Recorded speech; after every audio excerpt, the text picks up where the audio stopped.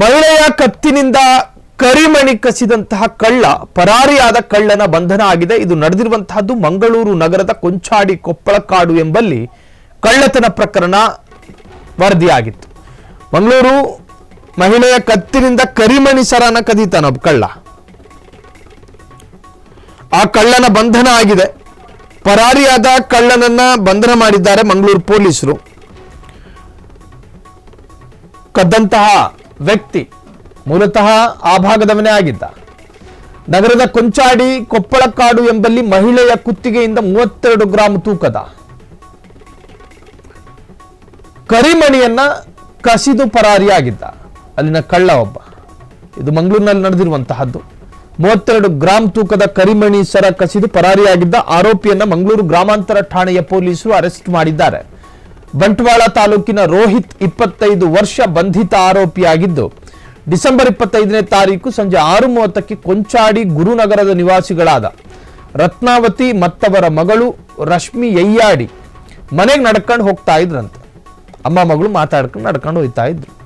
ಕೊಪ್ಪಳಕಾಡು ರಸ್ತೆಯಲ್ಲಿ ಅಪರಿಚಿತ ವ್ಯಕ್ತಿ ರತ್ನಾವತಿಯ ಕುತ್ತಿಗೆಗೆ ಕೈ ಹಾಕಿ ಕರಿಮಣಿನ ಪರ್ರನ್ನಂಗೆ ಎಳೆದವನೇ. ಅದನ್ನ ಎಳೆದು ಅಲ್ಲಿಂದ ಪರಾರಿಯಾಗಿದ್ದ. ಸಿಸಿ ಕ್ಯಾಮೆರಾದಲ್ಲಿ ದೃಶ್ಯಾವಳಿ ಸರಿಯಾಗಿತ್ತು. ಅದಾದ ನಂತರ ಕಾರ್ಯಾಚರಣೆ ನಡೆಸಿದ್ರು ಪೊಲೀಸ್ನವರು. ಅರೆಸ್ಟ್ ಆಯಿತು. ಕೊನೆಗೂ ಈಗ ಆರೋಪಿಯನ್ನ ಅರೆಸ್ಟ್ ಮಾಡಲಾಗಿದೆ.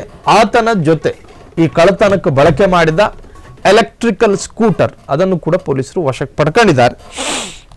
ಇನ್ನು ಆ ಭಾಗದಲ್ಲಿ ಈ ಹಿಂದೆ ಏನಾದರೂ ಈ ಸರಗಳ್ಳತನ, ಚೈನ್ ಸ್ಮ್ಯಾಚ್ ಈ ಪ್ರಕರಣ ಏನಾದರೂ ದಾಖಲಾಗಿದ್ರೆ ಆ ಪ್ರಕರಣಕ್ಕೂ ಈತನಿಗೇನ ಸಂಬಂಧ ಇದೆಯಾ ಅಂತ ನೋಡ್ತಾರೆ.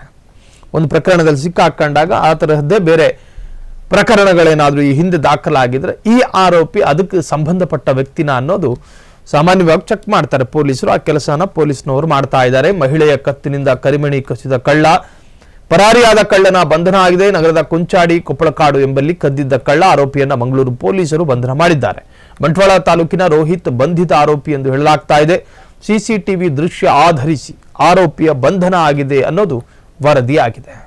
ಕ್ಷಣ ಕ್ಷಣದ ಸುದ್ದಿಗಳಿಗಾಗಿ ಫ್ರೀಡಂ ಟಿವಿ ಸಬ್ಸ್ಕ್ರೈಬ್ ಮಾಡಿ, ಲೈಕ್ ಮಾಡಿ ಹಾಗೂ ಫಾಲೋ ಮಾಡಿ.